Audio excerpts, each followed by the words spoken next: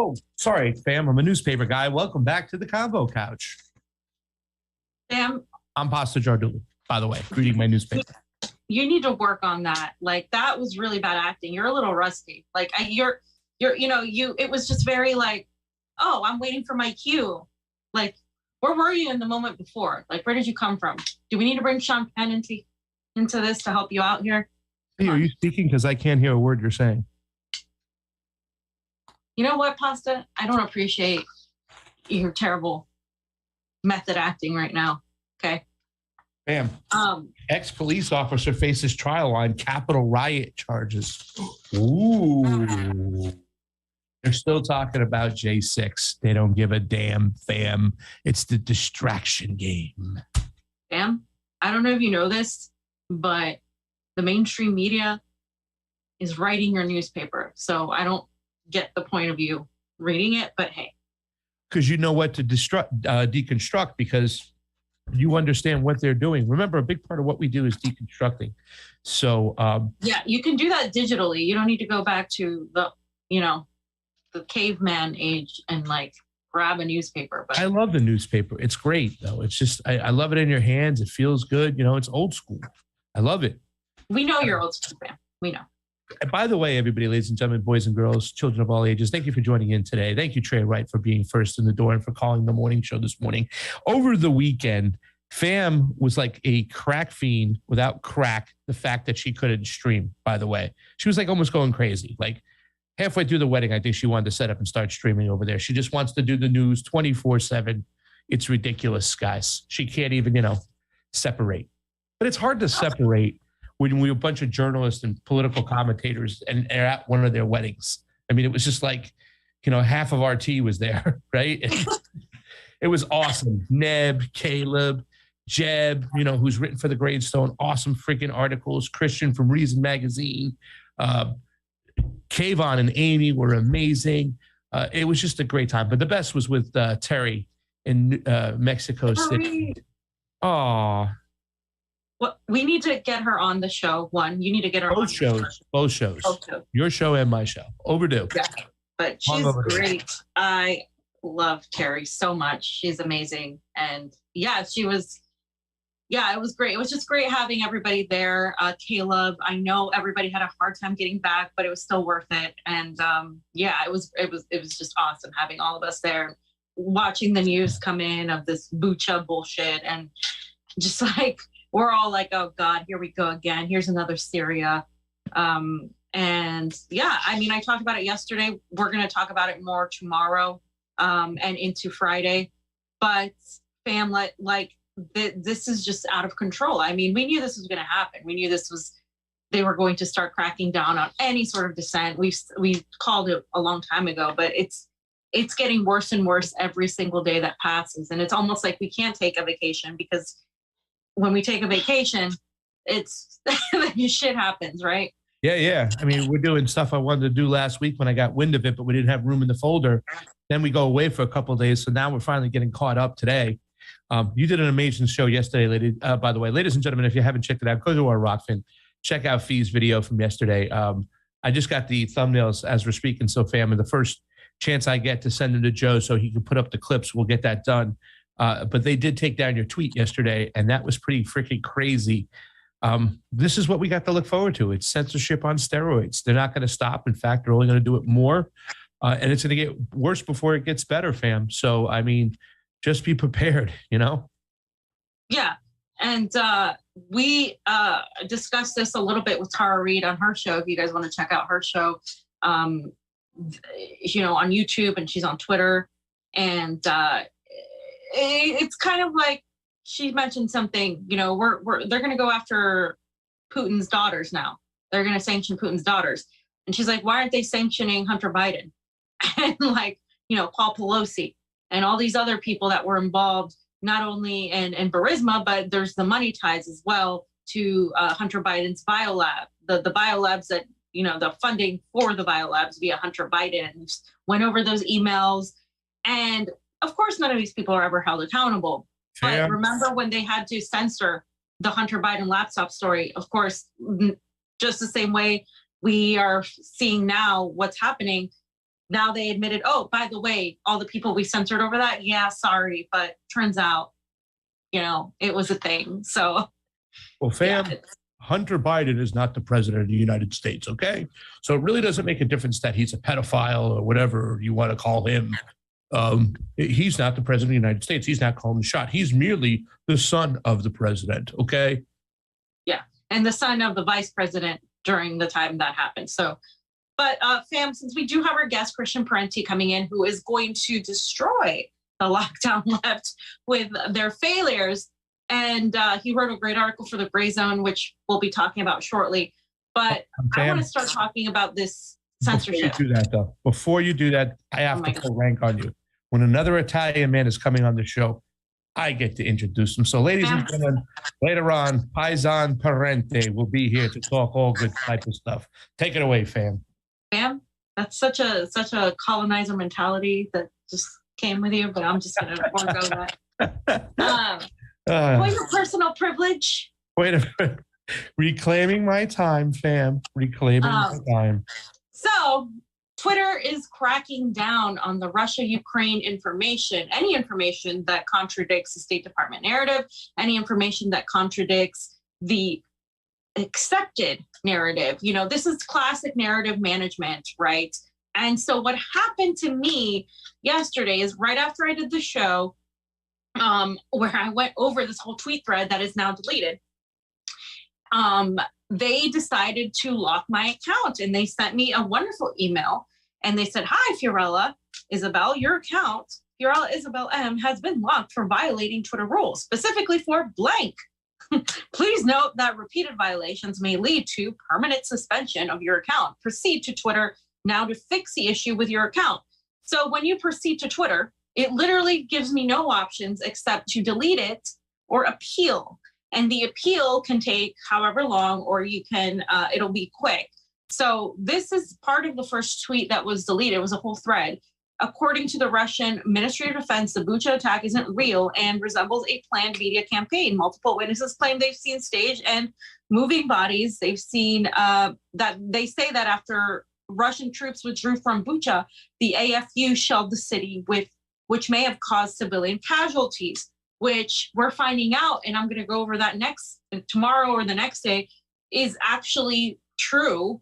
And it's countless evidence, not just from people in Ukraine like Gonzalo Lira, who has been looking at the situation on the ground, or Patrick Lancaster from PL News, who has been reporting from the situation on the ground and has debunked a lot of the Western media lies, but from anybody that has any logical sort of reasoning and has talked to, multiple sources, as well as the Russian politicians and the Russian people in charge of the military, as well as other actual officials.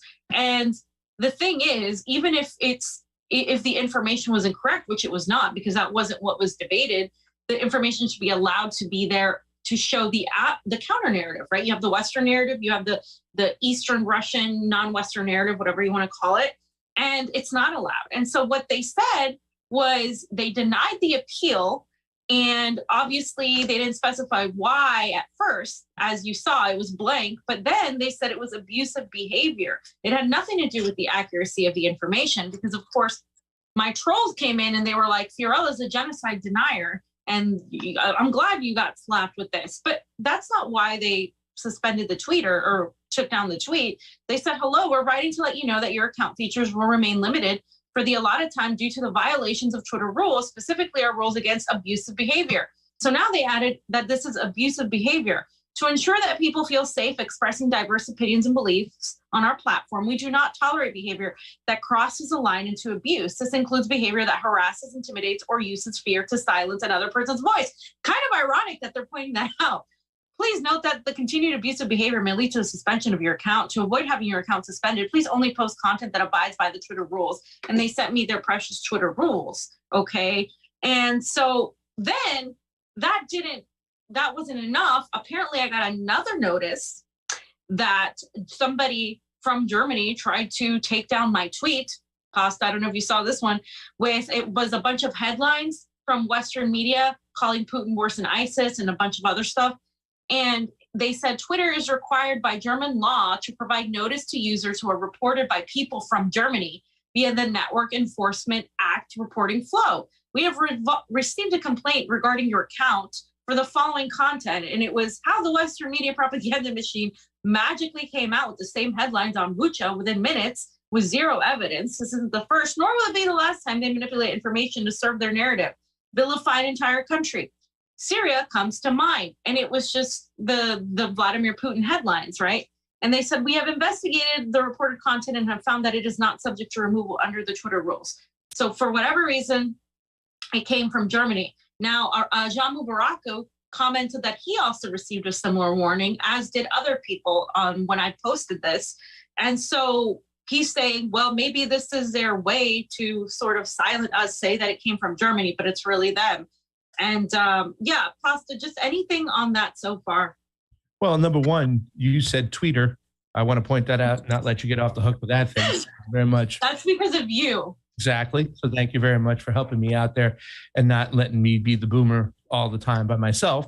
And number two, fam, you have nothing to worry about because Elon Musk now owns the biggest share in Twitter. So he's got to come in and save us all. In fact, people are calling for Donald Trump's Twitter to be reinstated. So don't worry, fam. Even though you're getting picked on now, we have our savior coming in. Yeah, hold my breath. Do you know who the other top stakeholders in Twitter are, fam? Who, fam? BlackRock, Vanguard. Yeah, please. and they made so much money, those two companies, with the passports, the IDs and whatnot. I think that Elon Musk is part of the whole plan that's coming in there to really help them out and help track people and silence people once and for all. But I mean, we are on some catastrophic levels of freaking just censorship crazy. Like you said, it's not up for the government or big tech to tell the people what the truth and what a lie is. That's for the people to decide themselves. So unless you're inciting violence, and you're not, you are showing the violence, and that should be allowed. That's what a free press is for, the fourth estate. So it's just really, it does blow my mind. I know we said this before, but it doesn't seem like it's going to stop. And fam, I was kind of faced with the same type of alternatives, right? Like I tried to protest, no answer. We're still reviewing it, whatever. A week goes by. I had to take the tweet down because I said the I word. So they put you in these positions where you have to retract your own stuff to get back your platform. And then you criminalize yourself. Yeah, you have to just to get the word out there. Yeah, and Pasta, that reminds me of what the police have done. And, you know, to people where they said, if you confess to this lesser thing that you didn't do, right, then we're going to work with you and you'll get a slap on the wrist. But if you don't, it's going to take a lot longer and you may be in jail forever. It's the same tactic. And I point this out because the surveillance state is the daddy of the police. And this is something that a lot of people miss when we're talking about the military industrial complex, the Pentagon, and of course, then the police state, the national security state apparatus as a whole is working in tandem to ensure that you are criminalized for having a dissent, because the moment you delete that tweet, you are, and they tell you, you're agreeing that your tweet violated something, even if it didn't violate anything. Yeah. And what options do you have? You have the option of never accessing your Twitter again and pushing information out, or deleting the tweet and self-incriminating without actually having done anything to merit that punishment. And so it's disgusting, it's manipulative, and it's exactly what a police state would do. And this is where we're at. And a lot of people who tend to have different, move their little metrics of what is, I love the police, but law enforcement, but I hate the surveillance state. It's all part of the same thing. And so it's no surprise. Okay, Elon Musk becomes the lead guy here, although he has a large portion of it, but I wouldn't say he's the only one playing into this. But a lot of people are asking, is this because of Elon Musk? Obviously, he's not our savior. Pasta was being sarcastic because the guy is one of the richest people in the world. He has zero reason to be somebody's a savior. But a lot of these guys, and I'm sorry, Pasta, these Bitcoin bros, for some reason, love Elon Musk. And so the New York Times, of course, not all of them. Not all of them, but I said a lot of them. I didn't remember the whole Max Kaiser was the fuck Elon. Yeah, that's true. That's true. Go ahead. I'm sorry for interrupting, fam. So the New York, you had to defend, your Bitcoin bros, but yeah. Not the New York Times defend Bitcoin. Fam, Bitcoin has been good to us in certain aspects. Okay, crypto has been good to us, but The New York Times said in response to censorship by Moscow and provocative posts about the war in Ukraine, Twitter detailed new policies on Tuesday that it said would produce amplification of Russian government accounts and ban some tweets containing images of prisoners of war. But apparently it's okay for the Azov battalion to be going out there on their own, right? So it says Twitter will stiffen moderation policies in response to the war in Ukraine.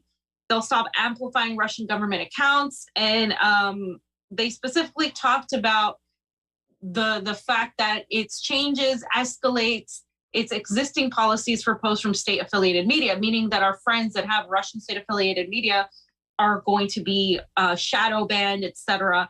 They also show how the company is trying to walk a line between supporting important documentation of events in the conflict and exploitation. Twitter said it would stop amplifying government accounts from countries that, quote, limit access to the open internet while they're engaged in armed conflict. Okay, so Russia is limiting access to Twitter and Facebook, but they're doing that because literally the United States and NATO have taken away any sort of alternative Russian side media, right? So they completely leave that part out. Twitter's head of site integrity said in a press call on Monday that this was happening. In practice, the policy applies only to Russian government accounts, which will no longer be recommended on Twitter's home timeline, explore page, or research or search results. Again, they're shadow banning and trying to suppress all of these Twitter content creators. Russia has throttled access to Twitter, meaning that pages load slower for users in that country and in some cases don't load at all. Mr. Roth said the policy would apply to any wartime country that placed restrictions on the internet, whether Twitter was blocked or not. Funny, it would apply to any wartime country, but it only comes on right now with this, war with Russia via Ukraine. And they continued, when we find a government that is engaged in armed conflict is blocking or limiting access to online services within their country, while they themselves continue to use those same services to advance their position and viewpoint, that creates a harmful information imbalance. Gee, so the United States and NATO and Western countries are allowed to engage in armed conflict and block limited access and limit access to any sort of Eastern or non-Western narrative, but then they get mad when people push back against that, and so now they do that because that's what they've been doing. So this is gaslighting. This is an entire example of gaslighting and using censorship to only have one narrative reign free, right? And so it's crazy. It says also that Twitter would require the removal of any tweets posted by state or government accounts that included video or images of prisoners of war. Similar tweets by non-state accounts will violate the policy if they are shared with abusive intent.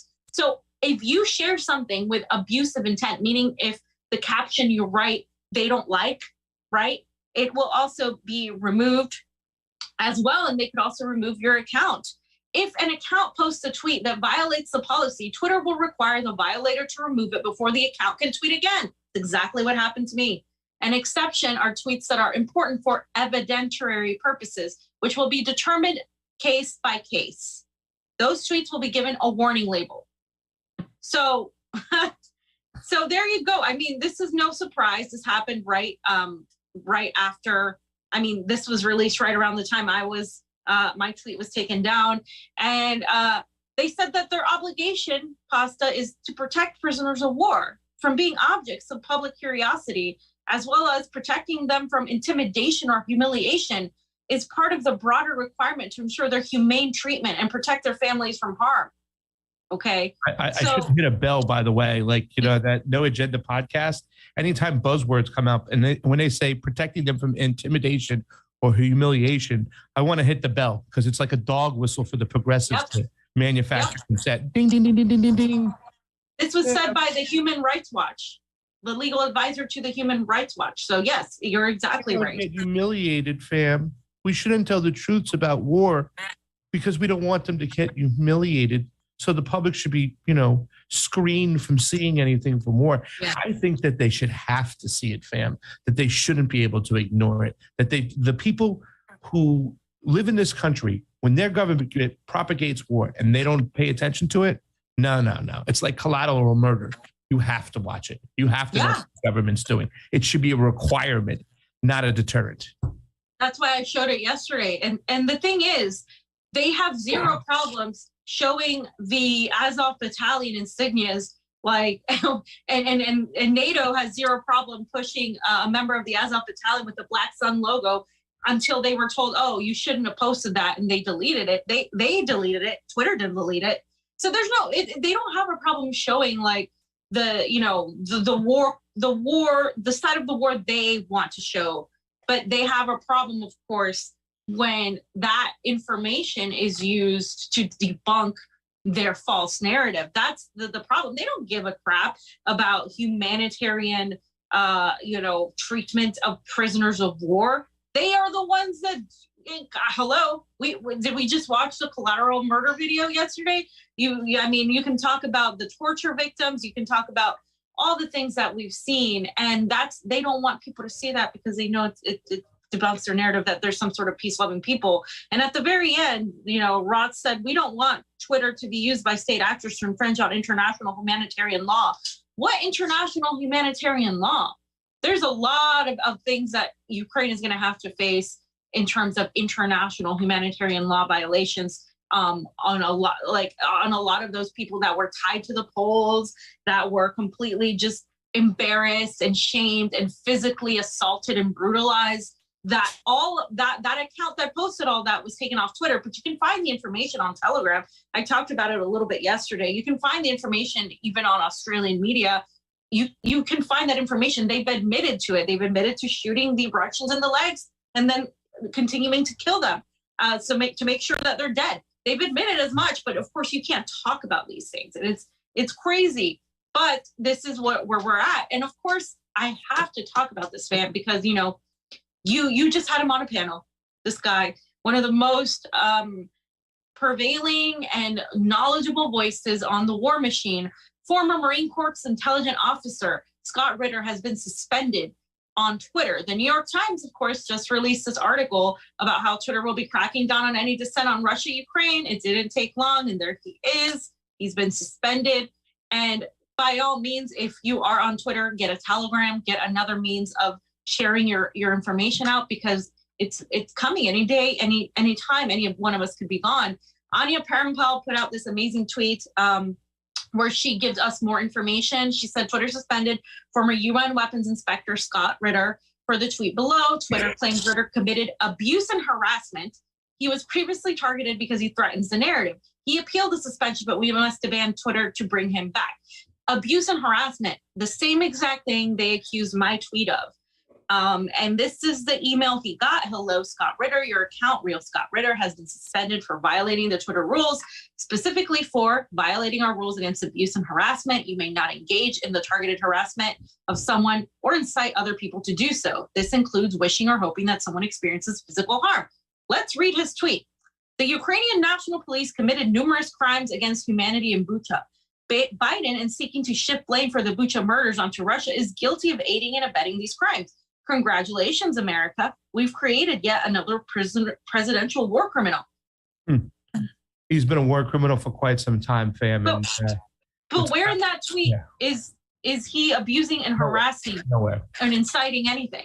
Well, in the basic, simplest terms, fam, why are they doing what they're doing? You know what I'm saying? For me, I would just simply saying they don't want anybody to see what's going on behind, enemy lines, and they want to be able to control the narrative. So when people, knowing that they're going to get videos the way they've been showing videos, whether it be the Russians being systematically shot in the leg, or those Ukrainians beating those people outside the car, or the flogging and typing to the polls and stuff like that, is that they have to control the narrative. So they have to censor as much as possible. So that's why they're doing it. And Scott Ritter's a guy who called out from the situations, what was going on in Iraq. He was one of the leading voices. He was a weapons inspector, ex-Marine, had a lot of support from conservatives and right-wingers. So therefore, they had to get rid of him, and they had to silence his voice. They didn't have a Twitter back then, but they're doing the same thing now. You know what I'm saying? That they did back then, was to shut, shame, smear, and silence, because they don't want the truth getting out of what's really going on behind enemy lines.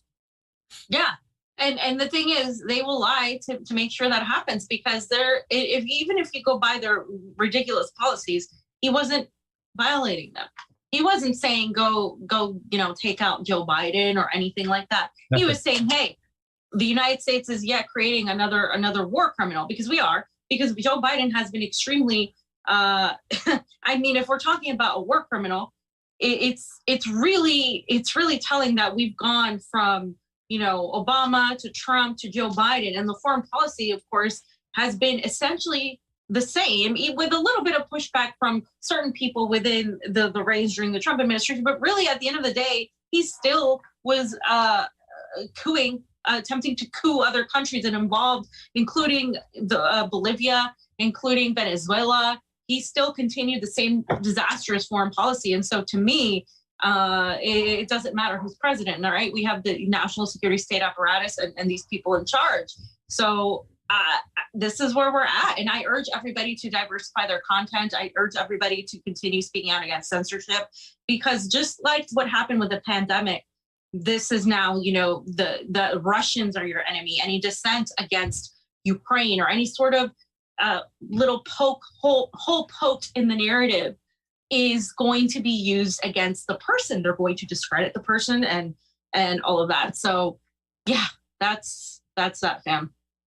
Yeah, there's not much more to say on that. The censorship's still getting hard. Scott Ritter, guy was great when it came to Iraq. A lot of people didn't listen to him back then. He was 100% right. And they're going to continue to silence him as much as they can, So I think the best advice is to do what you said, fam, and that's take your business elsewhere too, as much as you can, until they silence you over there. Scott Ritter needs a good telegram right now getting going, because his information is valuable. It's just so valuable right now. It's just some of the best information out there, because he understands what's going on. He's an ex-Marine, and he was an ex-weapons inspector, for crying out loud. So I hope to God he does pick up Telegram, and I hope there's so much of a backlash. Maybe somebody should call Elon, get Scott, save Scott, free Scott Ritter. Yeah. So our guest is here, fam. Would you like to introduce our guest? I have to introduce the guest. It's my responsibility. Ladies and gentlemen, I know, Christian, you're laughing back there, but we played a little bit of your father this morning, a little clip, and the way he was speaking, right? He doesn't have this overbearing New York Italian accent like I do and stuff like that, but the cadence in which he speaks and the kind of stories he tells. He was talking about today. He says, like, when people say, oh, do these people meet in back doors? He goes, nah, they meet in skydiving, holding hands, or they get on a carousel. I felt it was like my uncle speaking to me at my Thanksgiving table. So today I want to welcome a guy who's just written a great article. He's making a name for his own self. Christian Parenti's here today. How you doing, Paisan? I'm doing all right. How you doing? See, thanks, you don't have an Italian New York in you. I thought you were going to go, hey, how you doing? Just kidding. Nah. I don't have a New York accent. I was raised in New England. I was raised all over, actually. Divorced parents, moved around a lot, so I have broadcast standard as an accent. Are you a Patriot fan, or you don't care about football? I don't really follow sports, yeah. But I figured that much. But looking at the way you wrote and what you wrote, I'm like, this guy doesn't sleep. What a great article, that you wrote there. And I'm going to let Fee start it up, but I have some intriguing questions. I want to really pick your brain, because as I was reading this article, I was wondering why.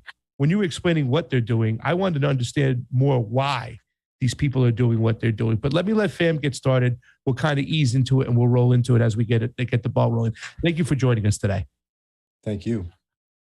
Okay, so thank you for coming in and talking with us, especially on this topic, which so many people just don't have the the cojones to talk about, particularly people in the professional academia world. And I always love getting into the specific topic, because we were one of the people that really spoke out against it in the beginning. And of course, we got labeled all sorts of things. But I wanted to go through parts of your article, essentially, which I think was really well done.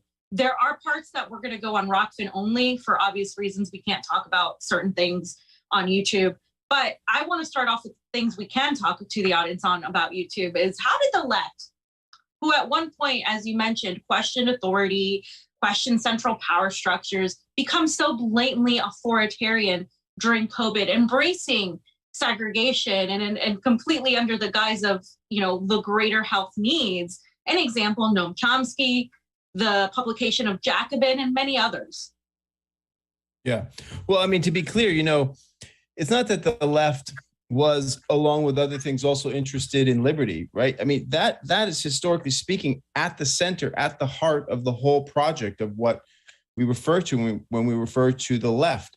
The whole struggle within the socialist and communist and anarchist traditions to redistribute wealth and free the majority of people from exploitation and toil, and in many cases, like, just real drudgery, is about creating the conditions for human emancipation. So freedom was, historically speaking, not an add-on, not a thing that the left did. It was at the heart of the project. It's what all the stuff was about. So, and the American history of civil liberties, how, for example, the First Amendment, which is, in the Constitution, essentially, because it was the conditions for ratifying the Constitution were that these first 10 amendments, the Bill of Rights, which protect individual liberty, had to be added because during the process of ratification, people were reading the Constitution and they were seeing like, wow, this creates a very, very powerful state. And, I have been, my most recent book was a defense of the use of that powerful central state to create economic development. So having a strong state is not a bad thing in and of itself. But people read the Constitution and they realized, wait a minute, this is like, there are no protections for personal liberties. So the first 10 amendments are the Bill of Rights. And that didn't make the Bill of Rights national. The struggle to make the First Amendment the law of the land was a long, hard one. And almost all the key cases, not all of them, but most of the key cases that nationalized the First Amendment were led by leftists. So freedom of speech only becomes national law of the land because it was, at first, it was sort of like you had these rights on federal land, but then states had their right. They could interpret these rights however they wanted. So the First Amendment only becomes national, and I think it's 1923, because somebody has written something called the Left-Wing Manifesto, and it's being censored and goes all the way up to the Supreme Court. Flying flags, the freedom to fly a flag and have that protected as speech, that case was won by a young communist who was flying a red flag in California, challenged in the Supreme Court, on and on. So historically, the left has been central to that. Freedom has been central to the left. How did the left become so authoritarian? I mean, it's a good question. I mean, I can tell you how. It's like in this moment, it's of panic. There's, March and February and March 2012, people 2020, people don't really know what's going on. People panic, but new information starts coming in, and many on the left just sort of refuse to recalibrate their fear. And I was equally freaked out at first. Washing my groceries and scolding my mother for not doing that. But then I was also like reading the news, and it was very quickly becoming clear that, okay, wait a minute, COVID is a serious disease, but it's not the second coming of the Spanish flu. And the thing that happened was the Trump election, right? I mean, there's mass Trump derangement syndrome, essentially, is part of what's responsible for how the lockdown left has behaved. And what happens in March of 2020 is that, like, in the beginning of the month, you've got people like Bill de Blasio saying stuff like, if you're 50 or under and in relatively good health, this is not that big a deal for you. And then 2 weeks later, he's shutting the schools in New York. And what becomes clear in that month is that the pandemic gets politicized, right? And that the Democrats and the Republicans each think they can win on this. Trump says we want to open the economy by April. And that's like the final straw. He says that in late March. And at that point, the entire Democratic Party ecosystem is like, okay, this guy wants to own the lockdown. He wants to own reopening. We're going to own the lockdown. Let's do this. This time we've got him. And Trump's mismanagement of the pandemic was part of how he was defeated. So that's the context in which the movement left, the radical left, which very, very frequently doesn't identify with the Democratic Party, but is nonetheless, I think, drawn along in its agenda, in its wake. This becomes politicized. The left latches onto it. but then they can't let go. There's a recall election against Gavin Newsom, and that should have been the sign to say, whoa, wait a minute, this like over politicization from the left, broadly defined, of COVID is going to have some deleterious effects on the left agenda. But Newsom wins his recall election, partly because he faced this huge fragmented field of challengers led by some, overly colorful kind of far right characters. So there was no real clear challenge, the alternative to him. So he wins that. And then the pundit class, the consultant class, the Democratic Party ecosystem learns precisely the wrong lesson. And I quote Newsom in the article, right? He says, what this shows is that we've got to like double down on our tough COVID lockdowns, et cetera. And the recall was triggered by his excessive COVID lockdowns. So I think that's specifically how this happened around COVID. It was like all about the election. Yeah. Well, is there a dog barking in the background? Yes. You hear that? Yes. All right. Hold on one second. I'm going to let this dog out of the room. Yeah. Wow. It's hard to surmise Pasta what he just said in a thing, but I definitely think that the politicized issue is a huge part of it. Yeah. But I'll allow you to ask the next question or build up on that. Sorry about that. Yeah. Well, it is YouTube. Sorry about that. It is YouTube, so we won't talk about the elections here. We'll stay off that. But let's talk a little bit more about what you said over there, because it's very interesting. I think all the Democratic lawmakers got in line quickly, and they went ahead with the plan to make sure that this was like the second coming of the Spanish flu, even though it wasn't.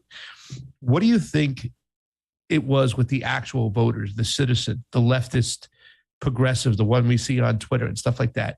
How is it that they got their minds tweaked the way it was? What did the overlords lean on to get these people to buy into it and play ball? Well, in a way, that is the toughest question for me to answer. I've been genuinely shocked by this reaction. The alacrity, the passion with which people have lived this whole project of lockdown and snitching and hysteria and panic. So I don't really understand why people have become so invested in their fear. But some of it has to do, I think, psychologically with the pleasure of scolding and the pleasure of bullying. And I think some of it has to do with the echo chamber that is social media. I think there's a lot of posing that goes on. I think people don't read very closely and they don't follow things. They follow headlines and, what social media, which I'm not on. I don't look at social media. And when I do, I would look at social media and I be embarrassed frequently for people I know and the kinds of things they say on there. So social media seems to be about like quickly absorbing as many received conclusions and opinions as you can, not about thinking about things and just weighing options. It's like you have to conclude. People increasingly think like a computer. It's like, yes, no, as opposed to just reading, not necessarily forming opinions, letting information accumulate, making connections. So I think that has something to do with it. But there is a way in which I am perplexed, and I cannot answer that question. Why have so many people seemingly enjoyed this project so much? You could say there's an element for the kind of professional managerial class where it was, kind of nice. I mentioned that in the article. For the sort of intelligentsia, a lot of people who already, lived as if they were on lockdown, like professors, for example. My union, which I discussed in the piece, it was very clear that a lot of people didn't want to go back to work because a lot of people live outside of the city, and it's a big part of the job. If you're a college professor and you don't live right near campus, which is lots and lots of college professors have significant commutes. Lots of workers have significant commutes. So this probably applies to all sorts of sort of professional laptop workers who could work from home. Just getting to work from home, that's nicer than having to go into the office, right? So there was an element of a kind of a material benefit for some people that feeds into it. And I mean, I saw this. I mean, this is pure speculation. I didn't ask my colleagues, why do you guys still want to stay online, right? And interestingly, I teach at John Jay CUNY in the economics program. We have by the way, your listeners should know, we have a fantastic MA program, one of the only heterodox, one of the few heterodox programs in economics in the country. Economics is a pretty conservative discipline, but so check that out if you're interested in social sciences. But anyway, our little program, our chair was who's actually a rocket scientist, got his undergrad work was in aeronautical engineering, and has been very critical of the hysteria and the panic. Kind of led the way and say, no, we're going back. We're teaching in person. This is a dereliction of duty to teach online. This is like, first of all, it's essentially the wet dream of the technology companies. They've been trying to intercede and impose themselves between professors and students forever, and trying to, not forever, but for a long time, they've been trying to make the whole university experience dependent on these platforms that they can control. So, the idea that we were going to stay teaching online for longer than absolutely necessary, we saw that as like, wait a minute. I mean, this is like, we're giving away the whole profession. We're allowing the university to be colonized here. We've got to, and we're failing our students, as witnessed by the fact that 1 million college students left college during the 2 years of the pandemic. They just dropped out because learning online is not the same as learning in class. Sucks. So, terrible. It is. Do you think that team sports, fam? I'm just going to do a quick follow up, and I'll give you the next couple questions. I'm sorry. Do you think that the team sports mentality, though, Mr. Parenti, played into this whole situation? Because it seems like a lot of people just took a stance on what their team was doing or saying, the leaders of their team, at least. Yeah. Yes. Yeah. That it's like our side. Yeah. I mean, that gets back to the election stuff. I mean, that's when it starts, but then it just becomes, it carries on after that. Yeah. Herd mentality. And I mean, I suppose there's also an element of this, turn towards, for lack of a better term, woke, politics. This politics. I mean, it's the triumph of identity politics, but it's also, the cult of safety. It's sort of the psychologization of left politics, and that's a huge part of what ails the left. I think is this, post 70s, like it's in the 70s that the kind of the therapeutic mode begins to set into American left politics, and that's now really quite hegemonic, right? So solidarity and care were essentially weaponized during this lockdown. And the idea was, well, if you question this, like you're not being caring, you're not showing enough solidarity, you're potentially putting other people at risk. Never mind, well, aren't the lockdowns potentially also putting people at risk, which we now know that they clearly were. They were causing all sorts of harm. And that was not allowed to be discussed, in part because of the therapeutic discourse, the therapeutic culture that has colonized the left. And I wrote about that to some extent in a piece that came out a couple months ago called The First Privilege Walk. And my wife, Marcy Smith, who I believe you guys have had on the show to talk about Gene Sharp, she's also touched on this in one of her pieces for Non-Site about this kind of, the way that a kind of therapeutic a therapeutic discourse sets into the left beginning in the 70s. So I think that's also part of it, right? The hegemony of that politics, whatever you want to call that, woke or just therapeutic.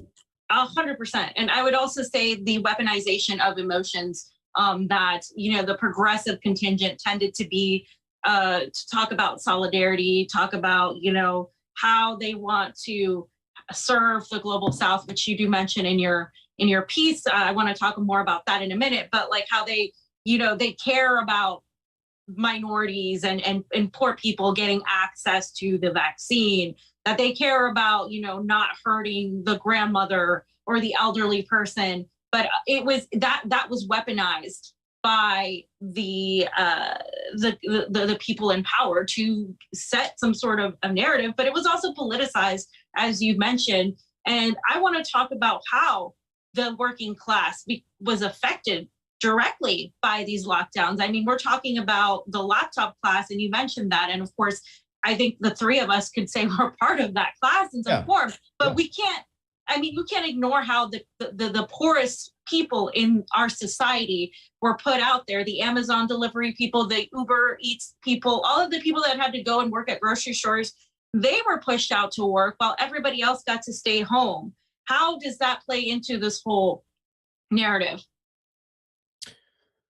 Well, I mean, how it plays into the narrative is that, that then gets used by the lockdown left. You've got to protect these people even as you're living your comfortable locked up life. Though, to be fair, there's an element of the professional managerial class that didn't enjoy this, right? I mean, there were people whose homes were not set up to work from home and were, sent home from their offices back to houses that, even if they were nice and middle class, like we're not set up for working in and suffered quite a lot. So not all members of the PMC were like, yay, we get to work from home. But yeah, I mean, that's important to the longevity of lockdown is you've got to have this class of workers who are out there exposed to the dangers. And then of course, that risk that they take, those frontline workers, gets sucked up into the discourse, and that's why everybody, even though they're triple vaccinated, has to mask and blah blah blah blah blah. So that's a big part of the reality of how it worked. But I mean, I don't know how much that. I guess that allowed, it's those workers that made being locked down comfortable for a lot of people. Yeah. But still, there's a way in which I really don't quite get how passionate a lot of people were about this. And I should say, since publishing this, I've gotten a lot of feedback, a lot of positive feedback from people who are generally on the left and like very frustrated, and sometimes tell me stories that of just, how they've lost friendships over this.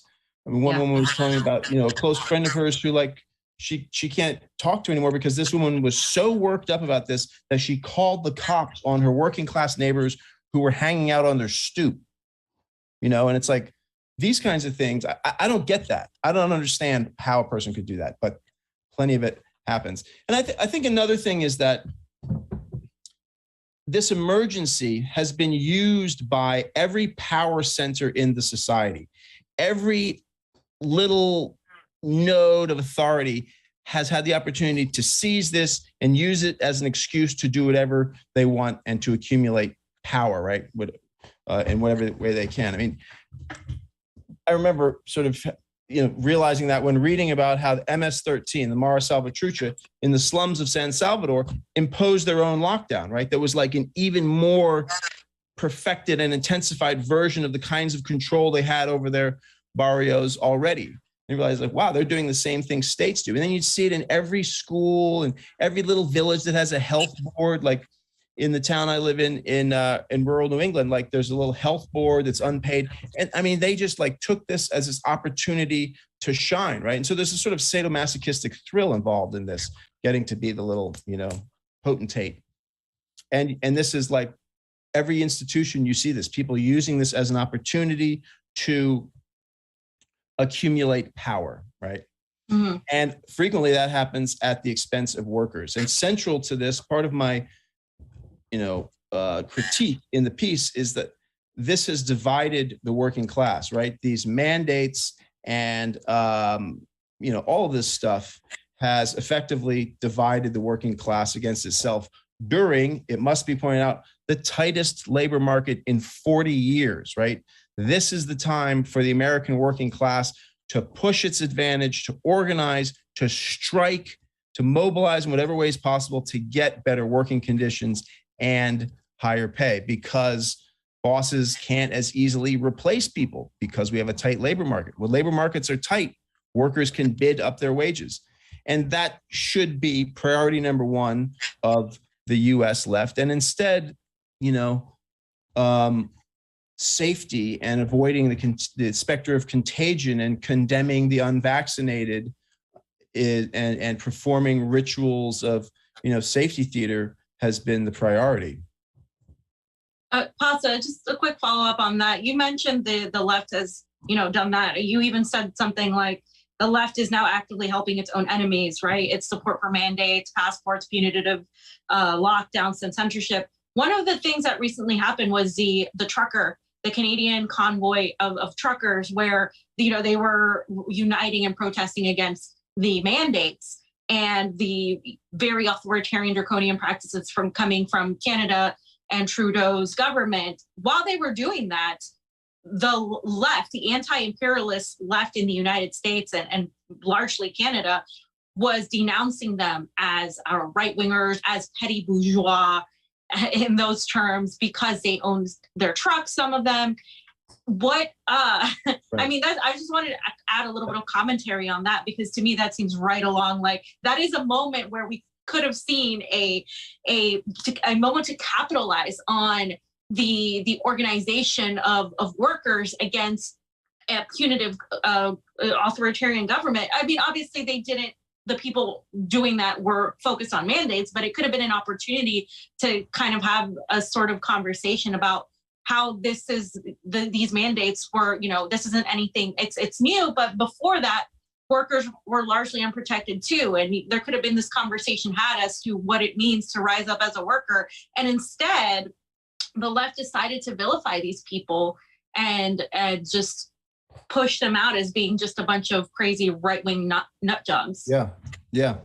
I've got this crazy puppy here making crazy noises. I don't know if you can hear him. I'm just removing a loud toy.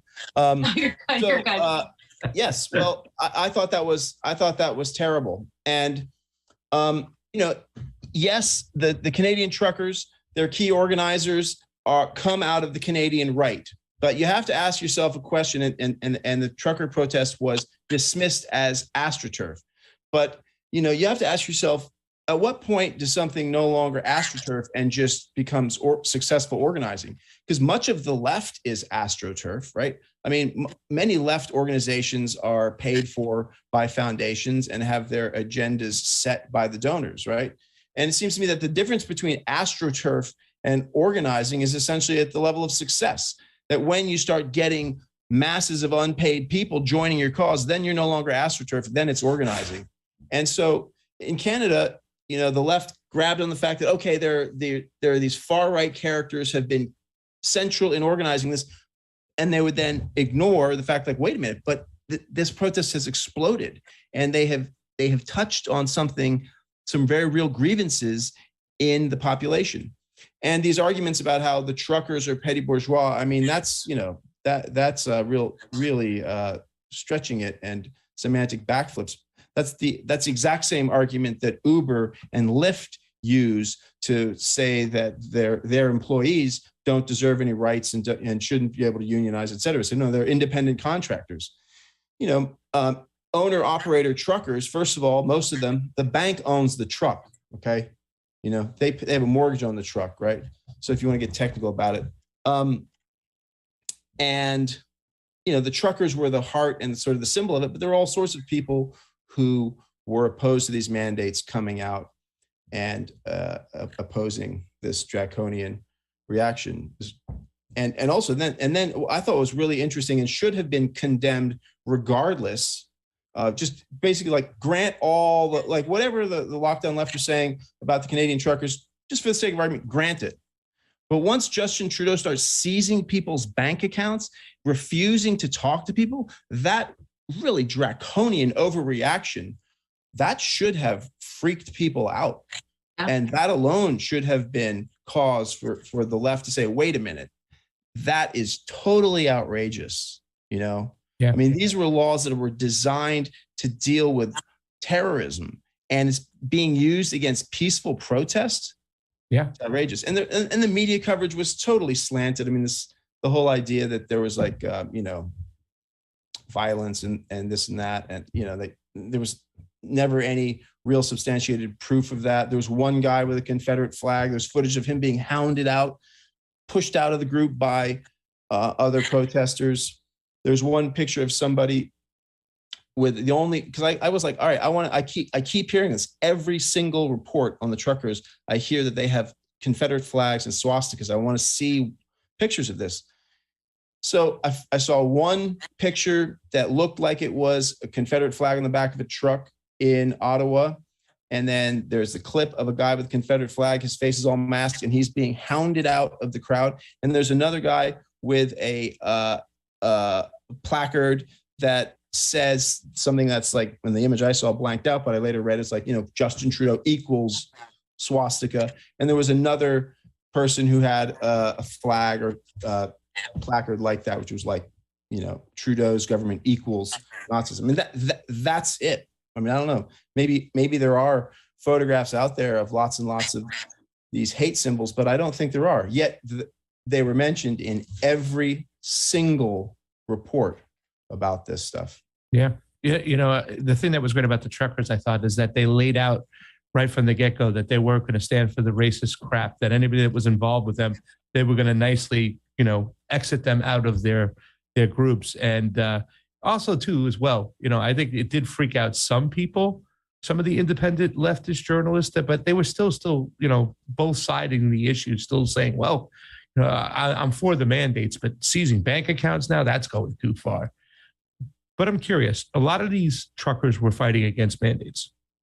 What are like unions like yourselves, like the ones you're in, what are they telling you the reasons they still are justifying mandating vaccines, especially when you have the head of the CDC coming out and saying that, it's not effective against every single type of strain out there. The efficacy rate has been dropping like a toilet seat. It started off 99%, 90%, all the way down to one point. I think the head of Pfizer said that it's the two shots had a 6% efficacy rate against Omicron. What are the reasons and the excuses you're hearing from different unions and unions? To be fair to unions, though, most unions have been good on this issue, and have defended workers' rights to have a test option and not be forced to take these vaccines. But there are, some teachers locals here in Massachusetts, they were trying to push for closing schools as late as the end of December of last year.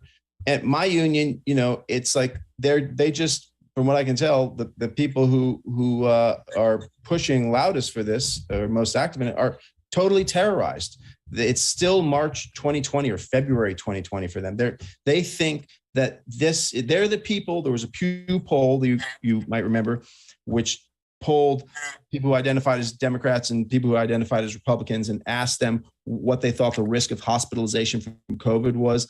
And 50% of people who identified as Democrats said that a majority of people who identified as Democrats thought that you had a 50% chance of being hospitalized if you got COVID. And it's nowhere near that, it's like closer to like 1 or 2% chance of being hospitalized. And so people live in this fear. And what they say, they simply just repeat the mantra that the vaccines are effective, that the disease is extremely dangerous. And that's it. And natural immunity, they don't know anything about that. They don't want to hear about that. That's crazy. And you should just get the vaccines. And so what they refuse to do is something that we do all the time, which is a cost benefit analysis, right? I mean, all medical intervention involves some level of risk. That doesn't mean it's bad, right? But you do a cost benefit analysis. If your hip is gone, you can't walk around without being in pain, get a hip replacement. That doesn't mean there's no risk in it. I mean, you run the risk of like the operation going poorly or of infection, right? But you weigh the cost and the benefits, say, it's worth taking that risk so I can, walk freely for another 20 or 30 years, right? On and on and on, down to aspirin. I mean, it's like taking aspirin for your heart. That's shown to be helpful for that. But there's also like, a little tiny chance that there can be like bits of bleeding. And it's like, if you've got problems with your stomach, maybe you should consider that, right? So this is totally normal in medicine and in life in general to do a cost benefit analysis and acknowledge the risks of things. And it's like, in terms of the vaccine, if you were to suggest that there could be any risks with this, that's crazy. You're wearing a tinfoil hat. You're a lunatic. You need to be driven out of public discussion and condemned and piled on. It's just, it's like Salem witch trial insanity. So that's how it works. They live in an alternate universe where there's never been any problem about the vaccines. They're totally effective. And this disease is definitely going to land you in the hospital if you get it, right? Parallel universe. By the way, I just want to say, we do have a cost benefit analysis. It's called VAERS. And if you look at the risk reward of this vaccine and compare it to a lot of the other vaccines, especially the vaccines in the last 30 years, it's off the charts too risky to even take it. I'm talking about all of them. And also the fact that they don't, with the VAERS situation, they don't show the public the separating of which vaccine is a winner and which is a loser, which one's better for older people, younger people, whatnot. So it's crazy because it's actually out there. It's just up to we, the people in independent media, to show people the risk versus reward. Well, yeah, if you, I mean, never mind that VAERS is a, a government database that's required by law. It's treated like it's just crackpot stuff. Yeah. And, to be fair, it's like, these are just reports. VAERS was established after the 1986 law that indemnified vaccine makers, of childhood vaccines, because they were getting out of the market because unless they could be indemnified. So they've been totally indemnified against any harm that their products can cause, right? Which is a weird fact. No other industry is totally indemnified against harm that its products may cause. And this is also, interestingly, one of the reasons that vaccines have been slow to reach countries in the global south, because, as I quote a Financial Times article about this in my piece, Pfizer and the other vaccine makers have been demanding laws indemnifying them and demanding public funds to protect them before they are willing to sell vaccines in the global south. And some countries in the global south have said, no, we're not going to pass a law letting you off the hook, totally indemnifying you of any risk. But you can sell vaccines if you're willing to face the risks. So VAERS is set up by the 86 law. And I mean, what VAERS does is it doesn't necessarily prove anything, but it sends signals, right? And this is to be taken seriously. If there's a signal, it doesn't mean there's necessarily some huge problem, but it means that it's worthy of further investigation. But under these conditions, you're crazy if you suggest that.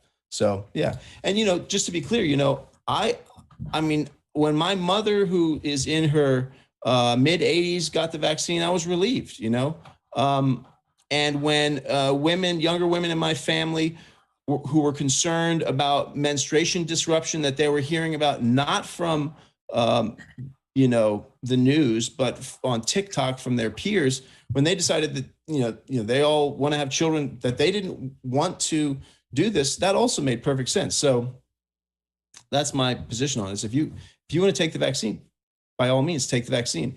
It certainly seems like it helps to reduce hospitalization and death. Though the CDC, it should be said, refuses to release information on hospitalization by vaccination rate for people below 50, I think it is. Yeah. Hold on one second. Hopefully we're on YouTube and you can edit this out. Michael has dogs. It's funny because he was talking to him about the global south denying it, saying, hey, we'll take the vaccine based on the fact that if you allow us to hold you accountable, you lose your qualified immunity. India told the United States lawmakers to go scratch. Absolutely not. When they give them qualified immunity, you want to sell your vaccine, something happens, you're liable. Sorry about that, Mr. Parenti. Yeah. Well, I'm sorry. I got a puppy here. It's okay. I'm single-handed here. We got it. Yeah. We love dogs. Puppies, so. Since we're on the topic of the global south, you wrote in your article how the global south was devastated economically with these lockdowns, and how some of them had more draconian policies on these lockdowns. And I want to talk about that because a lot of the progressive lockdown left used the global south as a means of, oh, you don't care about the global south, these countries, we need to make sure these vaccines get to them and blah, blah, blah. But they completely left out the part about how the lockdowns destroyed a lot of their economy. I mean, I relied on the Amnesty International 2021 report, and it is the entire thing. It's just full of these unbelievable statistics about the number of people detained for violating quarantine rules in the global south. 40,000 people arrested in Guatemala. 80,000 people arrested in the Dominican Republic for violating quarantine laws. People kept in quarantine camps for up to 40 days in places like Paraguay and El Salvador. The teachers union in Jordan being smashed and dissolved by the state in the name of COVID safety. Similar, movements against austerity in Iraq and other parts of the Middle East being, repressed in the name of COVID safety. So, we saw that also, in the Amazon, like Christian Smalls, right? It's interesting. His first protest, the first walkout was about not having PPE for the workers. And then the excuse that Amazon used to fire him was that he was violating social distancing rules, right? So that's a perfect illustration of how this stuff isn't just technical, apolitical. No matter what people say or think or want, it is used by employers intentionally to intimidate workers. And it also unintentionally circulates as a discourse that divides people into the vaccinated, the unvaccinated, and sets the working class at war with itself. And that's part of what makes it so attractive to rulers, right? The opportunity to rule by pandemic, right? Because the ruling class is always attempting to mask their rule as something technical and something universal, right? They never cast their governance of society as like rule for the few, by the few.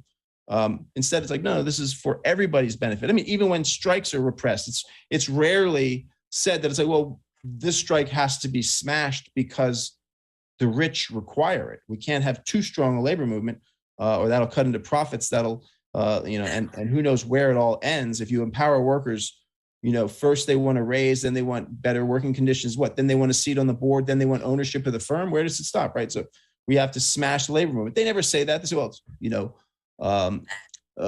public order, the health of the economy, this or that. So the ruling class is always masking its class struggle from above as something apolitical and technical. And this COVID hysteria has been, I think, the most effective version of that kind of masking. The left was capable during the war on drugs to see through it and say, wait a minute, this is like, yes, drugs are a problem, but like there's something more going on here. This is a war on the poor, right? This is about like controlling the poorest in society as it becomes increasingly unequal along class lines. The war on terror, similarly, right? It was just like cast as a kind of apolitical, technical thing. Or maybe not completely apolitical, it's about defending freedom. And the left was able to see through that and say, wait a minute, this is an excuse for like an open-ended global scale military campaign against the global South by the US. This is an excuse to maintain US military hegemony on a global scale, right? But with COVID, some of the people who were best at making those kinds of arguments about other such canards accepted this as just like, well, even though Pfizer is a pampered profiteering company, like sometimes they do things good and we should force everybody to take their products now. Yeah, it's crazy. I think that's it for the YouTube section, right, fam? We should get over to Rockfin. Yeah. Is that cool? Yeah, we can get to Rockfin only, guys. So we'll give you a little bit if somebody can put it in the chat. This is what you call life in a free-ish country, right? It's crazy. It's nuts. But later on, after, we'll go skydiving so we can join hands in the air and talk about things so we get on the same page. That's it for YouTube, guys. Leaving YouTube in 5. Make sure the link is there. Thank you, Jilly Love, and everybody else monitoring the chat. You guys are great. 4, 3, 2, 1. See you on Rockfin Only.